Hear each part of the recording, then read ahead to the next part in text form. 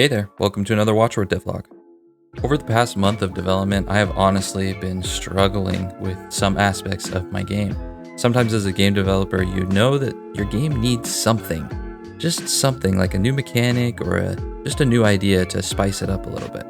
I've had lots of ideas, but it's just been really hard to narrow it down to something in the context of the game. I think pretty much there's 3 ways of going about doing this. First way is by adding something that I like to call a staple mechanic, something that's been done over and over again, like crafting or permadeath and roguelikes, but it's tried and true. People like it.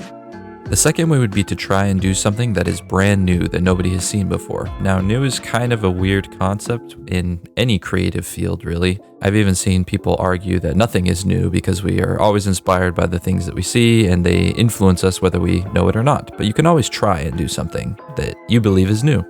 Now, the third way is kind of a combination of the two, and it would be taking 2 different ideas and combining them together in a new and exciting way. Now, this doesn't just apply to game mechanics, but it could apply to themes, genres, settings. I think a fantastic example of this is Dredge, because they combined kind of spooky mystery vibes with cozy fishing gameplay, and it turned out to be amazing. Now, I've got to say, as an indie developer with an extremely limited budget, it can be really scary to dedicate so much time and effort to a system or a mechanic that hasn't been like completely battle tested in a game yet. But at the same time, it's those brand new or those derivative ideas and innovation that make some of the best indie games of all time. Now with Watchword and this mechanic that I feel like it's missing, I've been trying to figure out how best to approach adding random encounters to the game. Now, if you're not as familiar with the roguelike genre, it's pretty common for roguelikes to have some kind of random encounter after battles to kind of mix up the game and give you an opportunity to get upgrades, spend money, that sort of thing. Now, I've known for a while that in Watchword, I wanted something kind of like this, and even in very early versions of the game, I had a very simple node map, or what many people would call branching paths system. It's pretty well known from games like Slay the Spire, FTL, and Peglin, and it honestly is a really great option. It adds a base level of randomness that I like, but it still gives the player some opportunities to make choices and strategize. But the more that I think about it, I think I want to try something slightly different. Now let's figure out what we're actually doing here. I know that this system has to have a few specific things. Number 1 is it does have to have some randomness so runs feel unique. Number 2 is that although there is some randomness, I still want there to be lots of opportunity for strategy, so it can't be completely random. Number 3 is I want the flexibility to be able to balance and add or remove encounters in the future if I need to. And then last, as far as the visuals and the theme of this encounter system, I do want it to make some sort of sense in the fiction of this world where you are passing these trials and trying to be accepted into this group. Of course, I also have to take into account what the actual encounters themselves are. For example, we're going to have an encounter where you can carve a piece, where you can make any letter tile that you want. You can also maybe enhance pieces from their base wooden version up to gold or metal or ghost or clockwork, these special piece types that we have. I also wanted just a way to generally get new pieces and add them to your bag, as well as remove pieces from your bag to have some of those deck building elements. And then one of the biggest and most important ones is having permanent upgrades to kind of like your run stats, draws, discards, hand size, how many books you can hold, that sort of thing. And we certainly cannot forget to add some sort of a shop. We got to be able to spend our hard-earned moolah. Now, after many hours of deliberating and brainstorming, I would like to introduce to you the forum. Like I mentioned in the first devlog, a lot of the original inspiration for the theming around Watchword came from ancient Rome. So I thought, why not just lean into it? The ancient Roman forum that I'm taking some inspiration from was this kind of central area where people could go and do their daily errands. Just a couple months ago, I actually got to go to Rome and see the forum and the Colosseum in person, which was amazing. So we're basically ready to get started, except for one thing. I want this forum to be filled with watchguards, which are the people that are giving you these trials and helping you along your journey. But I suck at drawing people. I'm really bad at it. So with my very limited budget, I was able to find an amazing artist to help with these character portraits. You can see in his portfolio here, he is just extremely talented. So I'll let him introduce himself because he sent me a couple clips to show his character design process. I'm Jackson, and I'm going to be going over some of the designs for the watch guards that I did. All right, so here we have the head watch guard. You can see next to him is the mage. The reason he's there is so I can compare the proportions and the style so they look like they can belong together. I was wanting to go with something a little bit less exaggerated for this character, as he's a little bit more serious and he's the head watch guard. I wish I could say a little bit more about the design process, coming up with those decisions. Usually it's just whatever looks best, whatever will feel looks best.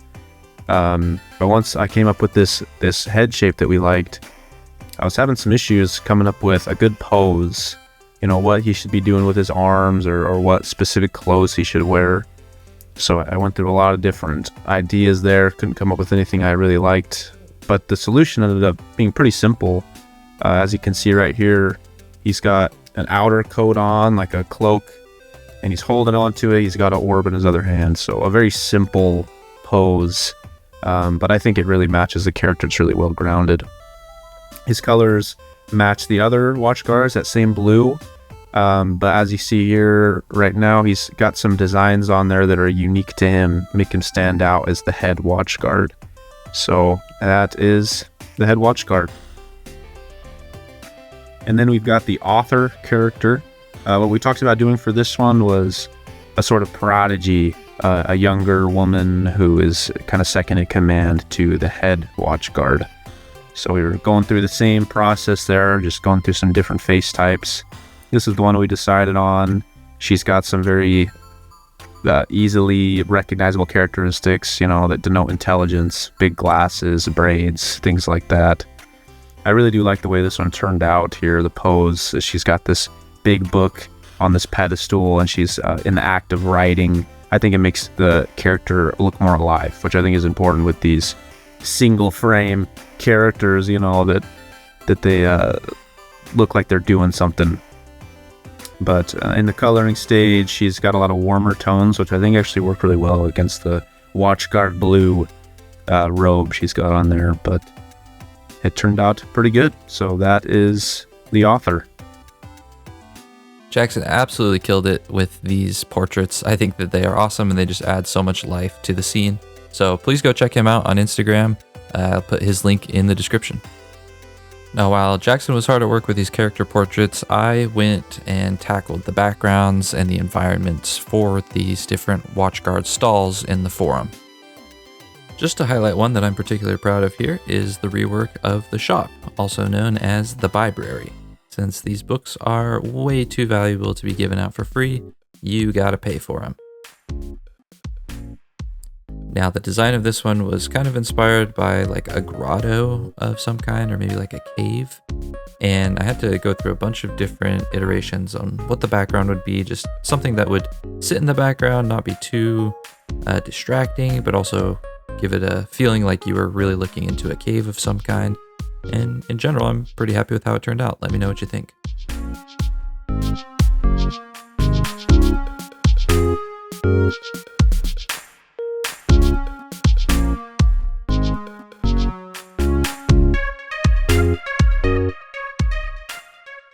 Alright, welcome to the forum in-game now. I'm going to go through each of these encounters that you could possibly have and not give you all the details about what happens in them, so there's still a little bit of suspense and surprise for when the demo comes out.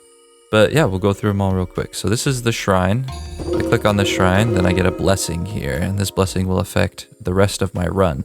So let's choose greater hand size. Good to have some flexibility. Then I can go to the library, and it's actually important to note, you can actually do these in any order that you like, so that kind of adds to the strategy a little bit. But if we say, let's get rid of Punch Boy, he's not really doing the work that we expected him to, so we're going to, let's pick up Verbosity for Dimwits instead. That one's generally pretty good. You can re-roll and find some consumables here, which will upgrade word lengths, give you some more base amp and marks. And that's the library. We can move on to the mail cart. Here we can open up a letter and add some pieces to our deck. So let's take the ghost and the clockwork. And there we go. Those are permanently in our deck now. If we go to our bag, we can see them right there. Next up, we've got the carver stand. So I can carve this piece of wood here into a beautiful piece, and you can even do some crazy stuff here. So let's do a double Z piece, which will be worth a lot of points, but a little tricky to use. Onto the Mage's Tower. We have some options here for spells that we can cast. So this one will transform pieces into ghost pieces. We've got this one, the Candle, which will destroy pieces permanently from our bag. And then this one will permanently transform pieces into metal pieces, which have more letters available to use on them than just a single letter. So we're going to choose the Candle and get rid of these three in the middle, and those will permanently be removed from our bag. And then the last real encounter here is the Author. So she's feeling inspired by a word, and the word is a weird one that I'm not sure I know the meaning of, but we can upgrade a letter and it will permanently increase the base marks for all of that letter type. So S's, vowels are generally pretty good, but they do gain a little bit less than some of the others. But yeah, we'll do S. So S's are going to be worth a little bit more now. Moving on to the portal section here, the head watchguard is ready to send you off to your next trial. You can scope out what watchguard you're going to be facing and strategize a little bit based on their temperament. And you can even use a new mechanic called Cheesecake to re-roll this encounter, or sorry, not the encounter, but the trial rather. So let's say I'm really scared of what this Obedient Watchguard is going to do with my build. I don't think it's going to work well. There's a chance I might lose. I can say, well, I'm going to spend this cheesecake to bribe this guy to give me a brand new portal. And that applies to all of the encounters except for the library, because he's just always open.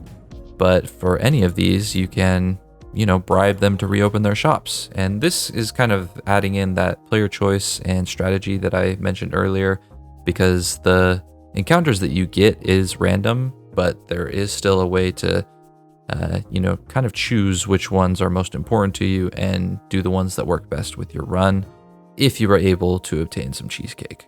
And I won't go into a ton of detail about how that happens, but we got to leave some suspense for the game. But anyway, we just bribed this guy, so we might as well grab another piece here, and you can do this as many times as you want per forum visit. So you're not limited to just doing it one time. It's pretty much as good as your cheesecake is. If you have cheesecake left to spend, then you can spend it.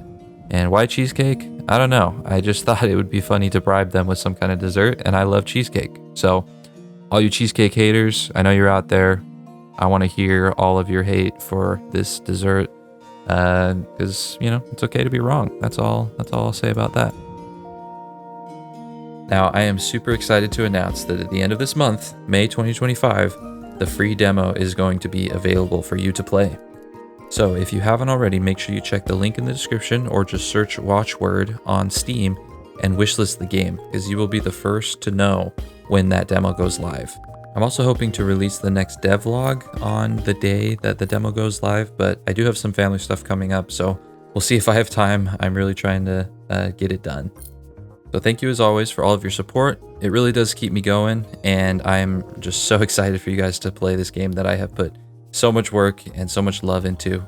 So thank you for watching. I hope you have a great rest of your day.